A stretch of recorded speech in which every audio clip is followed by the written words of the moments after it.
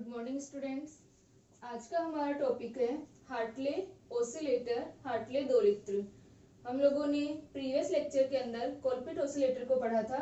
कोलपिट oscillator के अंदर हमारे पास में क्या था, सेम ही था इसी प्रकार का, ठीक है। हार्टले और कोलपिट ओसिलेटर यही वो सेल्फ बायसिंग और सेम ही रहता है, लेकिन कोलपिट ओसिलेटर के अंदर यहाँ पर हमारी कैपेसिटर थे और यहाँ पर इंडक्टर कॉइल हमारी लगी थी, ठीक है।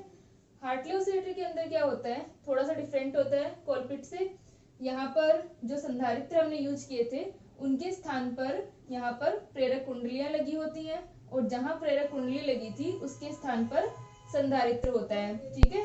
इंडक्टर की जगह यहाँ पर कैपेसिटर होगा और कैपेसिटर की जगह यहाँ पर इंडक्टर है।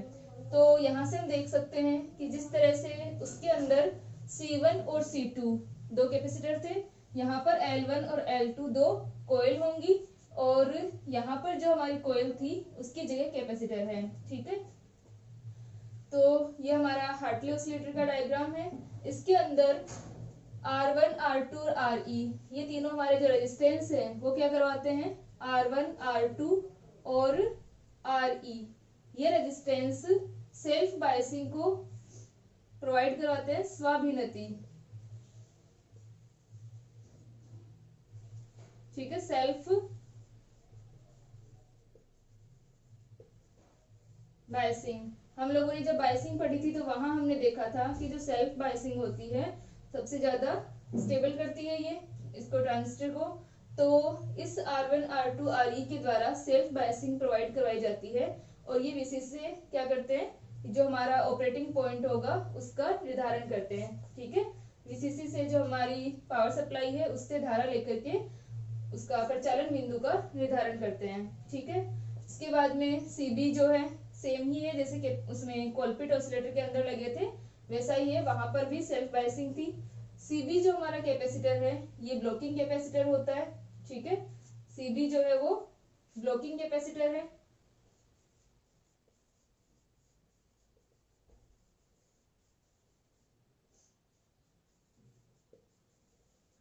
ये संग्राहक से आधार की ओर दिष्ट धारा प्रवाह को रोकता है, DC को क्या करेगा, ब्लॉक करेगा, ठीक है। CE जो है उसको हम बाईपास कैपेसिटर कहते हैं, ये AC को बाईपास प्रोवाइड करवाता है, बाईपास कैपेसिटर, ठीक है। और हमारा जो कैपेसिटर होता है वो DC को ब्लॉक करते हैं और AC को फ्लो होने देते हैं। अब हमारे पास में ये वाला जो सर्किट था ट्रांजिस्टर का ये कंप्लीट हुआ। अब इसके अंदर L1, L2 और कैपेसिटर तीन हमारी क्या है, रिएक्टेंस लगी हैं, ठीक है। X1, X2, X3 तीन रिएक्टेंस हैं। इन तीनों से मिलकर के क्या बनता है, टैंक सर्किट बनता है, दोलनी परिपथ बनता है, ठीक है। ये हमारा क्या है, दोलनी परिपथ। इस टैंक सर्किट के द्वारा क्या होंगे, दोलन उत्पन्न होते हैं और उन दोलनों को, उन ऑसिलेशंस को ये हमारा जो एम्पलीफायर है वो उन्हें मेंटेन रखता है, पोषित रखता है, ठीक है। तो इस प्रकार ये हमारा हार्टले ऑसिलेटर का डायग्राम है। अब हम लोग इससे फ्रीक्वेंसी, ठीक है, ओमेगा का मान निकालेंगे और F का मान निकालेंगे और कंडीशन निकालते हैं इसके लिए कि हार्टले ऑसिलेटर के अंदर जो हमारे सेल्फ एक्साइटेड ऑसिलेशन होंगे और मेंटेन्ड ऑसिलेशन होंगे उसके लिए कंडीशन क्या होगी।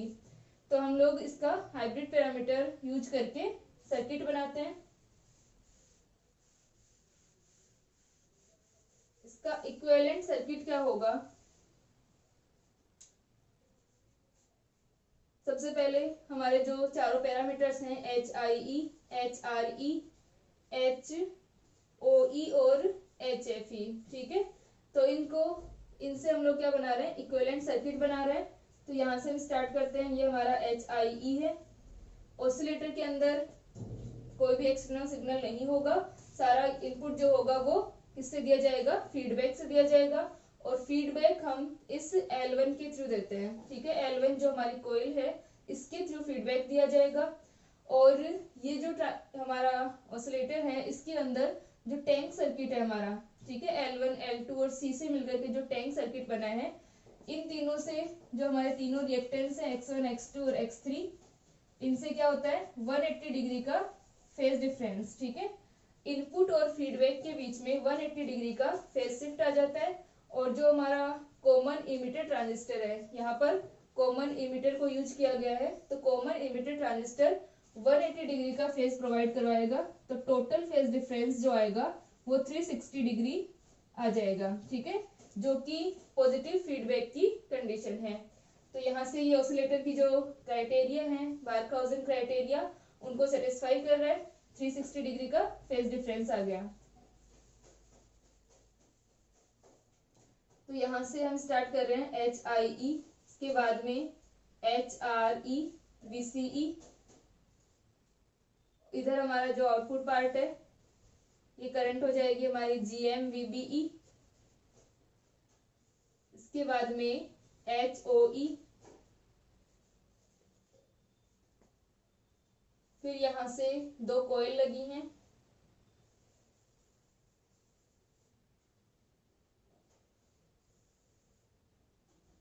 ये हमारी L2 है और ये L1 है। L1 के थ्रू वापस से फीडबैक दिया जाएगा। तो ये वापस इनपुट जो हमारा HIE है उससे कनेक्ट हो जाएगा। और आउटपुट पार्ट में क्या होगा, कैपेसिटर C लगा है,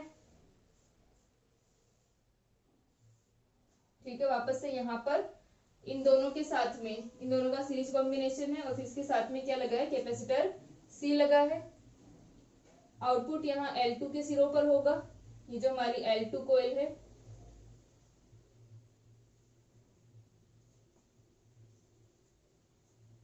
ठीक है, तो ये क्या हो गया, इक्विवेलेंट सर्किट है हार्टले ऑसिलेटर के लिए।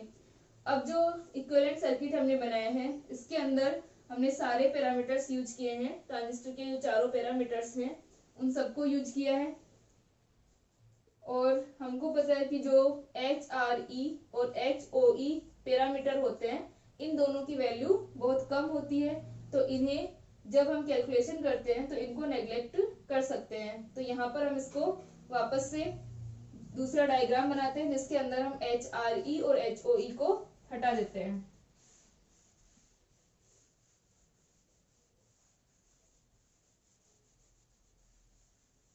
ठीक है, तो इसके अंदर L2 के जो टर्मिनल्स हैं, वहां पर हमारे पास में L2 पर तो क्या आएगा, आउटपुट, और L1 के थ्रू क्या दिया जाएगा, फीडबैक दिया जाएगा। तो इसका हम डायग्राम बनाएं। तो अगर हम HOE को हटा देते हैं, HOE को हटा देंगे तो ये वाला हमारा पैरेलल हो गया। और जब हम HRE VCE को हटा देंगे तो HIE पैरेलल में आ जाएगा L1 के। सेम कंडीशन है जैसे कि कोलपिट ऑसिलेटर के अंदर थी, बस यहाँ पर L2 L1 की जगह वहां C2 C1 थे और इस C की जगह वहां पर L था। तो सेम डायग्राम बनेगा। ये क्या है, GM VBE,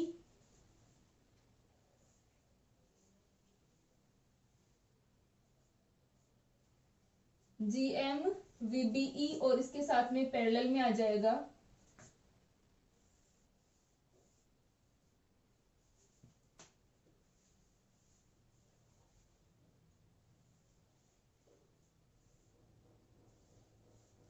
L2।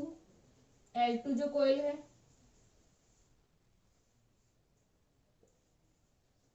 फिर उसके बाद में L2 का एक टर्मिनल C से,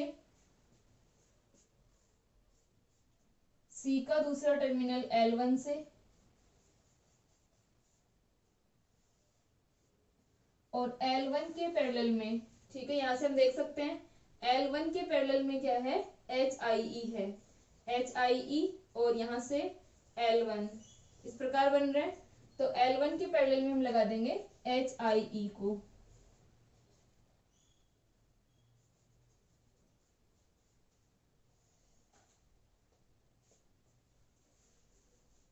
ये हमारा पॉइंट हम A मान लेते हैं। ये G पॉइंट, 2 लूप आ रहे हैं, ये हमारा फर्स्ट लूप है, ये सेकेंड लूप है। और यहाँ से आने वाली जो करंट है I1 है, यहाँ पर करंट डिवाइड होगी, तो ये वाली करंट हम मान लेते हैं I1 माइनस I2 है। यहाँ पर आने वाली करंट जो है वो I2 है, ठीक है। यहाँ पर आने वाली करंट अगर I2 है, टोटल करंट I1 थी, तो L2 से जाने वाली करंट क्या होगी, I1 माइनस I2। वापस से करंट यहाँ पर डिवाइड होगी, तो इस साइड जाने वाली करंट हमारी I3 है HIE में से, और L1 में से जाने वाली करंट है I2 माइनस I3। ठीक है, तो ये हमारा सर्किट आ गया। अब इससे हम लोग कैलकुलेशन करते हैं।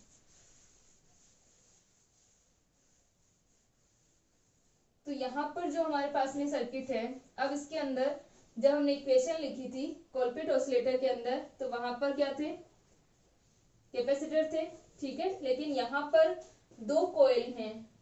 ठीक है, यहाँ पर L2 और L1 दो कॉइल हैं, और हम जानते हैं कि अगर दो कॉइल पास में स्थित होती हैं तो उनके अंदर जो उनका सेल्फ इंडक्टेंस आता है, ठीक है, सेल्फ इंडक्टेंस की वजह से हमारी इक्वेशन आएगी, साथ में इनका म्यूचुअल इंडक्शन भी आएगा। ठीक है, अन्योन्य प्रेरण भी होगा, क्योंकि अगर दो कुंडलियां स्थित हैं, एक कुंडली के अंदर अगर करंट फ्लो हो रही है तो वहां पर क्या होगा, दूसरी कुंडली से संबद्ध फ्लक्स में परिवर्तन होता है, और उसके कारण यहाँ पर क्या आता है, म्यूचुअल इंडक्शन आता है। ठीक है, अन्योन्य प्रेरण आएगा, और एक जो हमारी इक्वेशन आएगी वो L की वजह से और M की वजह से, दोनों के कारण आएगी। तो M के साथ में मल्टीप्लाई होगी इस वाली कॉइल की करंट, और L के साथ में मल्टीप्लाई होगी खुद के अंदर जो फ्लो होने वाली करंट है। ठीक है, सेल्फ इंडक्टेंस कब आता है, स्वप्रेरकत्व,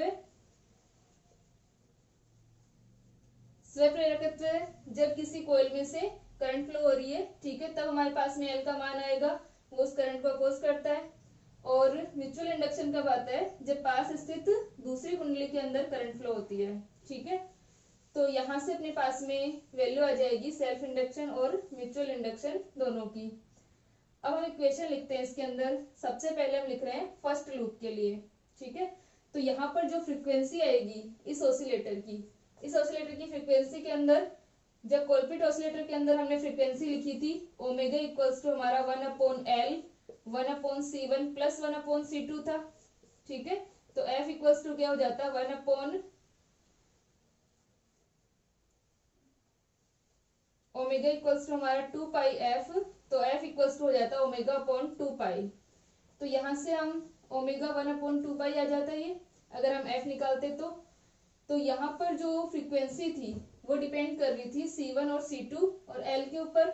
यहाँ पर इनके अलावा किस पर और डिपेंड करेगी, M पर भी डिपेंड करेगी। ठीक है, म्यूचुअल इंडक्शन पर भी। तो अब हम लोग लूप एनालिसिस फर्स्ट लूप के अंदर, सबसे पहले हम लिख रहे हैं प्रथम लूप में।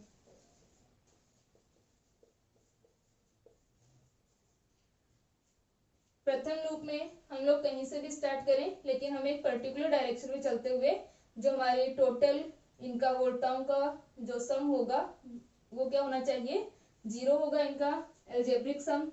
तो यहाँ से हम स्टार्ट कर रहे हैं I2 से। I2 इंटू C कैपेसिटर है, यहाँ पर कैपेसिटर की जो रिएक्टेंस होगी वो क्या होगी, 1/j⍵C होगी, और इंडक्टर है उसकी जो रिएक्टेंस होगी वो क्या होगी, XC, और XL का मान होगा j⍵L। तो I2 इक्वल टू I2 से इंटू कैपेसिटर की रिएक्टेंस, तो ये कितनी आ गई, 1/j⍵C। ठीक है,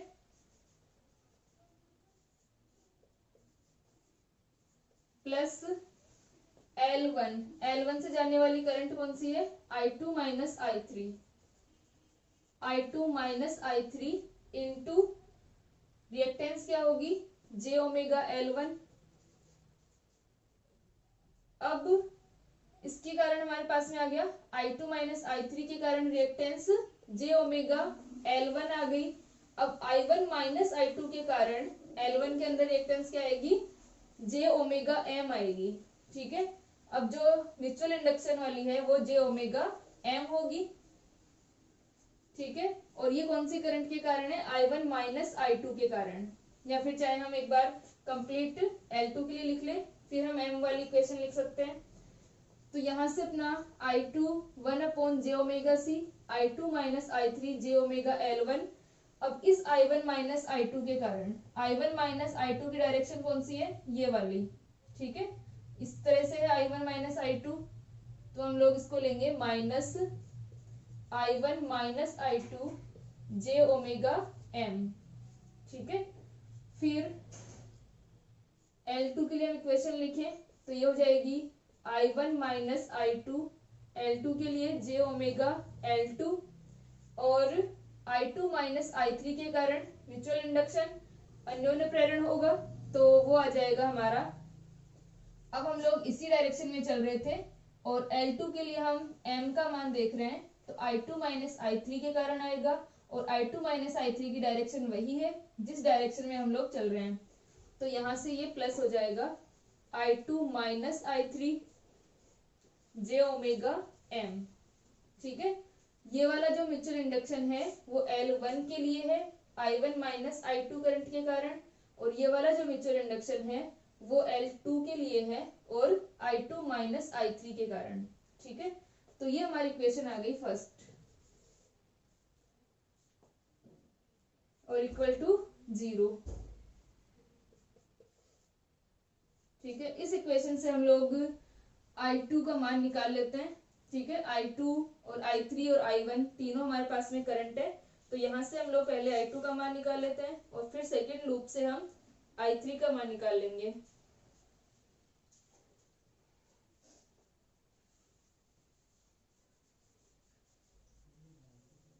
तो इसको सॉल्व करें। I2 वाली टर्म्स कौन कौन सी हैं? I2 1/j⍵c plus I2 j⍵L1 plus का j⍵m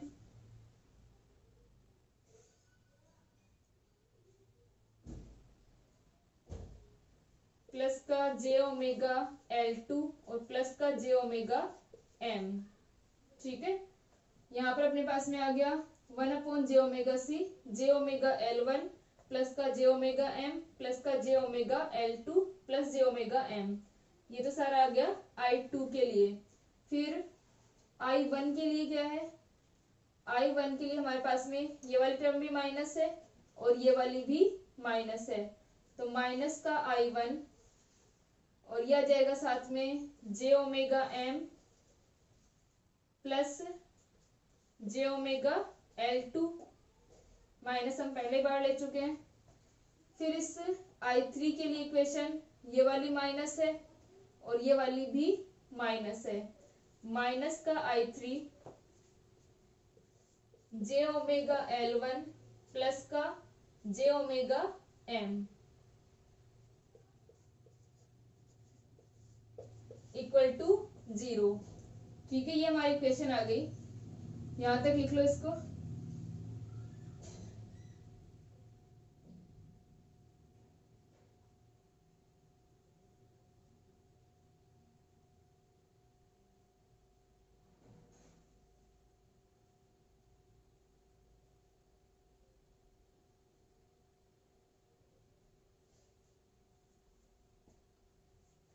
ठीक है, यहाँ तक हो गया। अब हम लोग इसको थोड़ा सा सोल्व करते हैं। तो यहाँ से अपने पास में आ जाएगा I2, ये वाली दोनों टर्म्स क्या हैं? माइनस में हैं, तो इन्हें हम इक्वल में ले लेते हैं और ये प्लस हो जाएंगी। ठीक है, तो यहाँ से हम देख सकते हैं कि जो j⍵ है वो सभी टर्म्स के अंदर है, उसको हम लोग कॉमन ले लेते हैं। तो j⍵ को हम कॉमन लेंगे तो j⍵ और 1/j⍵c, इसके अंदर j⍵ जो है वो अपॉन में है, तो ये ऊपर नीचे मल्टीप्लाई करके हम कॉमन ले सकते हैं। तो ये क्या हो जाएगा? j⍵ को हमने मल्टीप्लाई किया इसको और अपॉन में भी कर दिया, तो j⍵ तो बाहर आ गया और अपॉन में क्या हो जाएगा? आयोटा का square minus omega square c, तो यह आ जाएगा माइनस का ओमेगा स्क्वायर c। फिर उसके बाद में j⍵L1 प्लस का j⍵m, j⍵ हम बाहर ले चुके हैं, L1 प्लस L2 और m हमारा 2 टाइम्स है, तो ये हो जाएगा L1 प्लस L2 प्लस का 2m इक्वल में आ जाएगा I1 j⍵ m plus L2 यानी L2 plus m plus I3 ये आ जाएगा L1 प्लस एम। ठीक है, ये हमारे पास में आ गया L1 प्लस एम। अब इसके अंदर हम जे ओमेगा तो कंप्लीट हमारा कैंसिल हो जाएगा और I1 से हम इसको डिवाइड कर देते हैं इक्वेशन को, तो ये अपनी इक्वेशन बन जाएगी। जे ओमेगा कैंसिल और I1 से हम इसको डिवाइड कर रहे हैं, तो I2 अपॉन I1 इसको हम लिख सकते हैं L1 plus L2 plus 2m minus का 1 अपॉन ओमेगा स्क्वायर सी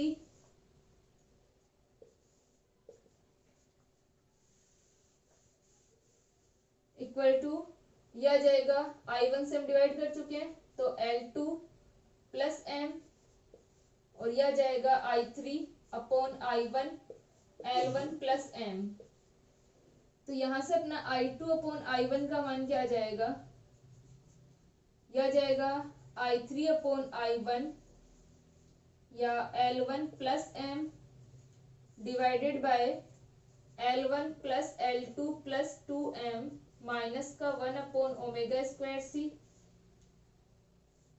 और साथ में प्लस ये हमारा I3 अपॉन I1 वाली टर्म है प्लस का L2 अपॉन m और divided by L1 plus L2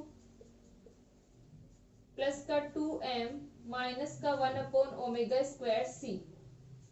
ठीक है, ये हमारी इक्वेशन आ गई I2 अपॉन I1 के लिए। अब हम लोग जो हमारा सेकेंड लूप है इसको सोल्व करते हैं।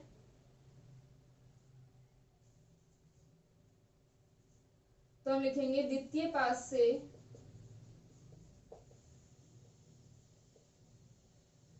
यहां पर क्या हो जाएगा I3 HIE I3 into HIE और I3 इंटू HIE हमारी डायरेक्शन इस तरफ है, I2 माइनस I3 की डायरेक्शन ये है तो ये माइनस में आएगा I2 माइनस I3 L1 तो j ओमेगा L1 और उसके बाद में इसके अंदर म्यूचुअल इंडक्शन इसके कारण तो ये आ जाएगा। अब I1 माइनस I2 की डायरेक्शन भी यही है जो हमारी I3 की है।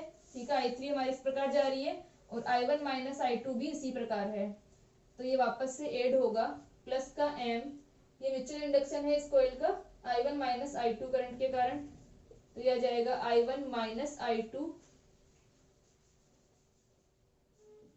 I1 minus I2 j omega m equal to 0।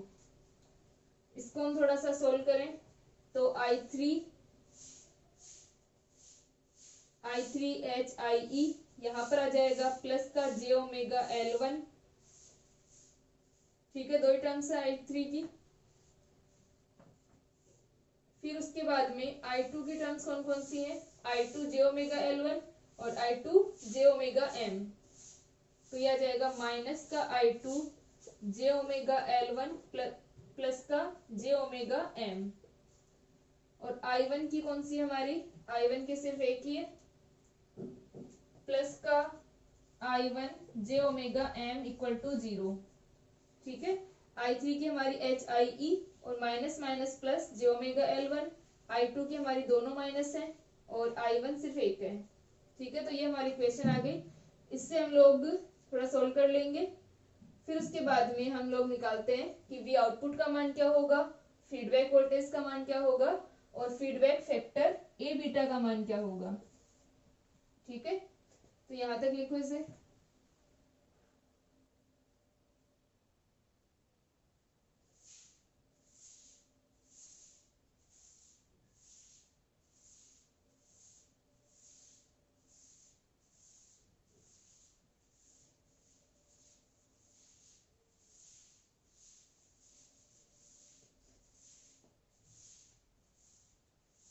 ठीक है, यहाँ तक हो गया।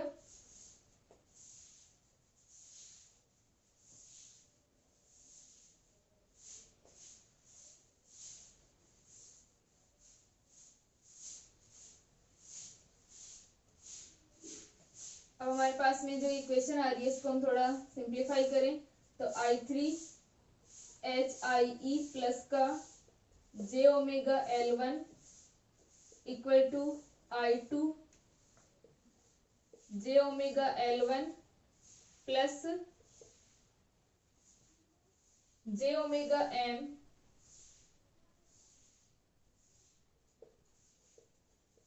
माइनस का I1 जे ओमेगा M। ठीक है, ये हमारे पास में, इसको हमने इक्वल में ले लिया तो I2 वाली टर्म तो क्या हो जाएगी, पॉजिटिव हो जाएगी, और I1 वाली जो टर्म है वो नेगेटिव हो जाएगी। ठीक है, तो यहां से अपने पास में ये इक्वेशन आ जाएगी I3 upon I1 equal to I2 upon I1, और ये हो जाएगा जे ओमेगा L1 प्लस का जे ओमेगा M। ठीक है, और माइनस का, या फिर पहले हमारे पास में I2 J omega L1 plus का जे ओमेगा M माइनस का I1 जे ओमेगा M। ठीक है, ये इक्वेशन है, तो हम इसको डिवाइड कर दें HIE जे ओमेगा L1 से, तो ये हो जाएगा I3 equal to I2 J omega L1 plus का J omega M upon HIE plus का J omega L1 minus I1 J omega M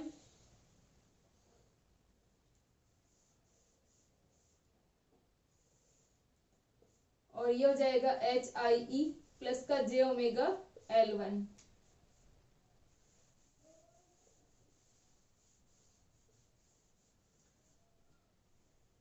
फिर इसमें से जे ओमेगा अगर हम कॉमन लें, यहाँ पर हमारा जे ओमेगा जो है वो तीनों के अंदर है, तो इस जे ओमेगा को हम कॉमन ले लेते हैं, तो जे ओमेगा बाहर आ जाएगा, तो यह वैल्यू आ जाएगी I3 इक्वल टू, एक बार इस इक्वेशन को रहने दें,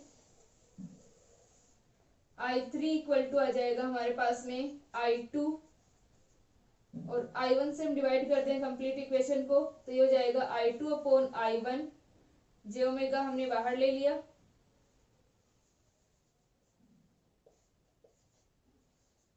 जे ओमेगा को हमने बाहर ले लिया, तो ये हो जाएगा L1 प्लस M।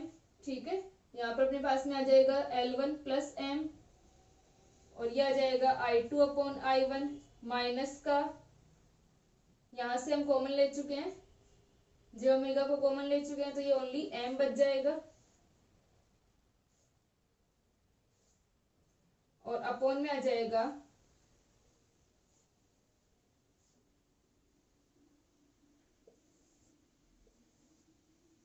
अपॉन में हमारे पास में क्या है HIE प्लस का जे ओमेगा L1। ठीक है, तो I3 अपॉन I1 का ये रिलेशन आ गया अपने पास में, तो इसको हम एक साइड लिख लेते हैं, I3 upon I1,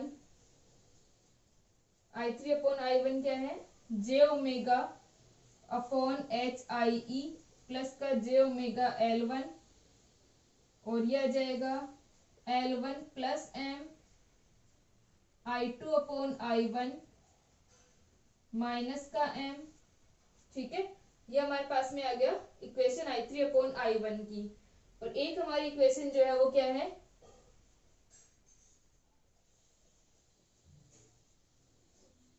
I2 upon I1 की है, इसको भी हम एक बार यहाँ पर लिख लेते हैं, I2 upon I1 equal to क्या हो जाएगा L1 plus M, L1 plus M upon, ये जो वैल्यू है हमारी डिनोमिनेटर के अंदर, इसको हम x लिख रहे हैं क्योंकि दोनों में सेम है, दोनों टर्म्स के अंदर x I3 अपॉन I1 और प्लस का L2 plus M upon x, जहां पर हमारा x क्या है, x इक्वल टू हमारे पास में है L1 plus L2 plus 2M minus का 1 अपॉन ओमेगा स्क्वायर C। ठीक है, ये हमारे पास में x का मान है, और I3 अपॉन I1 और I2 अपॉन I1 हम लिख चुके। अब हम लोग निकालते हैं कि V आउटपुट का मान क्या होगा।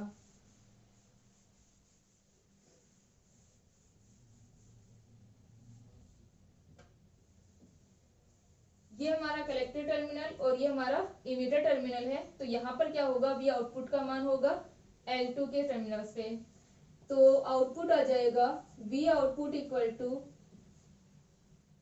I1 minus I2 into J omega L2 और साथ में mutual induction I2 minus I3 के कारण, तो माइनस का I2 माइनस I3 जे ओमेगा M। ठीक है, ये जे ओमेगा L2 और I2 माइनस I3 जे ओमेगा M आएगा। ठीक है, ये हमारा V आउटपुट है। तो V आउटपुट को हम लोग लिख सकते हैं I1 J omega L2, I2 की टर्म्स हमारी क्या हो जाएंगी, माइनस का I2 J omega L2 plus का जे ओमेगा M प्लस का जे ओमेगा M I3। ठीक है, यहाँ पर हम लोगों ने जो I2 वाली टर्म्स थी उनको साथ लिख लिया और I1 और I3 वाली टर्म्स को अलग लिख लिया। ठीक है, और इस इक्वेशन में हम कॉमन ले लेते हैं I1 को, क्योंकि हमारे पास में मान क्या है, I2 अपॉन I1 का मान है और I3 अपॉन I1 का मान है, तो हम कॉमन ले सकते हैं I1 को। तो V आउटपुट हो जाएगा जे ओमेगा भी सब में है, I1 यह आ जाएगा L2 minus L2 plus M और I2 अपॉन I1।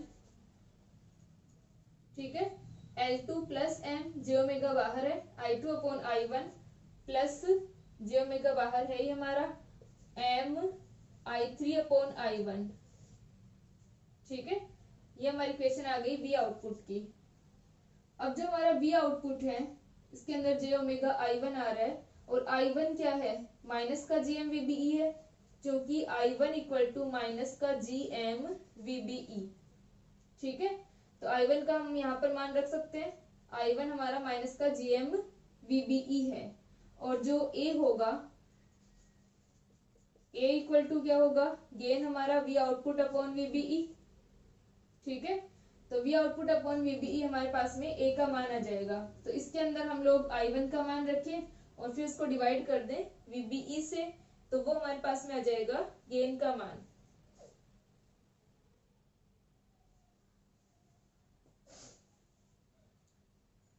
ठीक है, तो हम रख दें इसके अंदर V आउटपुट इक्वल्स टू आ जाएगा माइनस का GM माइनस का जे ओमेगा GM VBE और ये हो जाएगा L2 माइनस का L2 plus M I2 upon I1 plus का M I3 अपॉन I1। ठीक है, और इस V आउटपुट को हमने VBE से अगर डिवाइड कर दिया है तो ये बन जाएगा A का मान। तो V output upon VBE equals to, यानी A इक्वल्स टू हमारे पास आ गया माइनस का J omega GM L2 minus L2 plus M I2 upon I1 plus का M I3 अपॉन I1। ठीक है, A का मान आ गया, हमें निकालना क्या है, A बीटा निकालना है। ठीक है, जो हमारा फीडबैक फैक्टर है, पुनर्निवेशी गुणक, उसका मान हमें ज्ञात करना है। तो बीटा का मान हम कैसे निकालेंगे, पुनर्निवेशी वोल्टता से। तो यहां तक लिख लें, फिर हम लोग VF का मान निकालते हैं।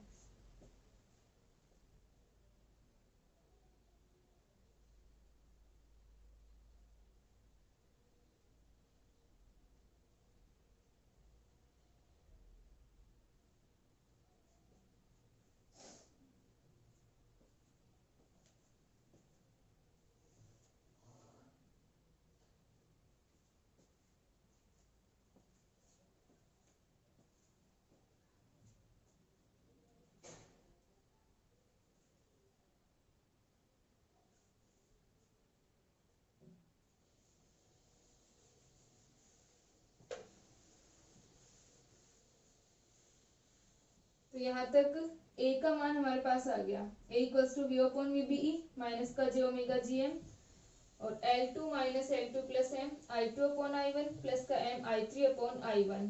अब जो VF होगा, VF क्या होगा, VF इक्वल्स टू वही जो पुनर्निवेश हम देंगे वही इनपुट होगा, तो हम लिख सकते हैं VF equals to HIE I3। ठीक है, ऑसिलेटर के अंदर जो फीडबैक है वही इनपुट है, तो VF equals to HIE I3। तो यहां से अपने पास में VF equals to HIE I3 का मान हम लोग रख सकते हैं। I3 की हमारे पास में इक्वेशन है I3 upon I1 equals to J omega, ये वाली, और A का मान हमारे पास में ये आ गया। ठीक है, अब जो वी एफ होता है वो हमारा क्या होता है, बीटा वी नोट होता है।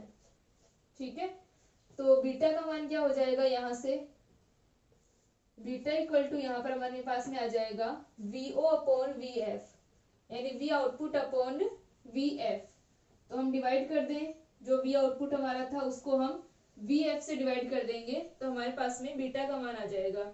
ठीक है, तो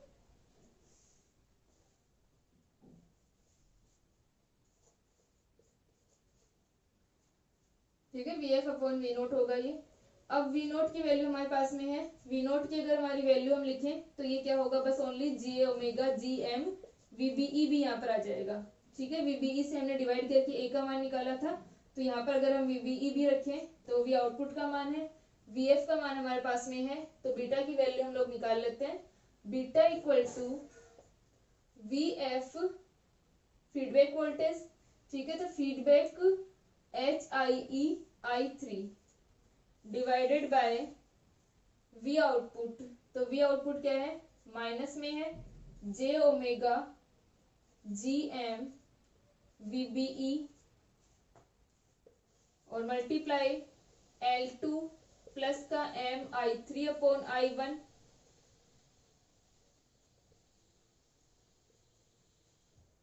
माइनस का L two plus M I two upon I one. ठीक है, ये हमारे पास में बीटा का मान आ गया। तो ये कंप्लीट हमने वैल्यू रख ली। अब हमारा ए बीटा क्या होगा, ए बीटा हो जाएगा पुनर्निवेशी गुणक फीडबैक फैक्टर गुणक फीडबैक फैक्टर का मान आ जाएगा A beta equal to A beta, एक और बीटा को मल्टीप्लाई करें तो हम देख सकते हैं माइनस का जे ओमेगा जी एम, इसके अंदर क्या है, न्यूमरेटर के अंदर है और इसमें डिनोमिनेटर के अंदर है, तो दोनों कैंसिल, जे ओमेगा जी एम से कैंसिल। उसके बाद में ये वाली जो टर्म है कंप्लीट, ये इस टर्म से कैंसिल हो जाएगी। ठीक है, तो हमारे पास क्या बचा, एच आई ई बच जाएगा और साथ में आई थ्री बच जाएगा और अपॉन में बच जाएगा वीबीई। ठीक है, H I E I three upon VBE बच जाएगा। तो ए बीटा का मान आ गया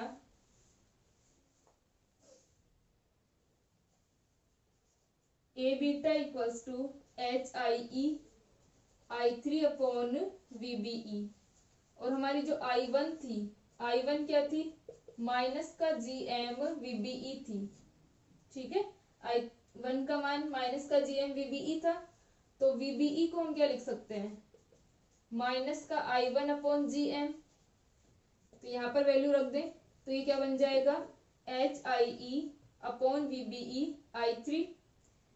तो यहाँ से अपने पास वैल्यू आ जाएगी माइनस एच आई ई और आई थ्री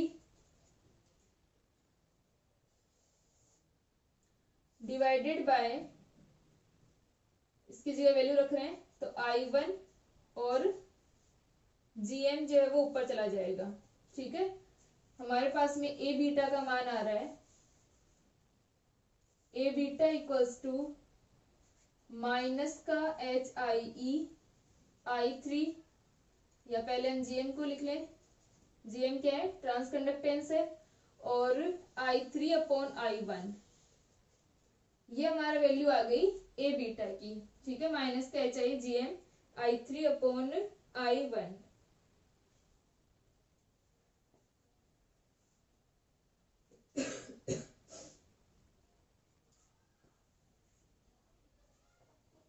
ठीक है, तो ये हमारे पास में वैल्यू आ गई। अब जो हमारा ए बीटा का मान है, ए बीटा ये फीडबैक फैक्टर है, ए बीटा फीडबैक फैक्टर से हम क्या निकालते हैं, यहाँ पर बारखाउज़ेन क्राइटेरिया जो होती है हमारी, उससे हम यहाँ पर कंडीशन रखते हैं और उन कंडीशन से हम लोग इसके लिए कंडीशन निकालेंगे कि सेल्फ एक्साइटेड जो ऑसिलेशंस होंगे और जो इसके मेंटेन ऑसिलेशन होंगे उनके लिए कंडीशन क्या आएगी। ठीक है, स्वतः उत्तेजित दोलनों के लिए और पोषित दोलनों के लिए हम लोग कंडीशन निकालते हैं। तो सबसे पहले हम इसके अंदर क्या रखेंगे, बारखाउजेन क्राइटेरिया को। तो जो हमारी I3/I1 है उनका मान रखेंगे पहले। तो I3/I1 का मान रखने के बाद में हमारा जो आयोटा वाली टर्म होती है, जे युक्त जो पद होगा उसको हम 0 करेंगे, क्योंकि यहाँ पर जो फेज शिफ्ट है वो क्या होना चाहिए, 0 या 2 पाई का होना चाहिए। ठीक है, तो नेक्स्ट लेक्चर के अंदर हम लोग बारखाउजेन क्राइटेरिया को यूज करेंगे इस ए बीटा के अंदर, और फिर हम कंडीशन निकालते हैं और ओमेगा और एफ का मान निकालेंगे। ठीक है।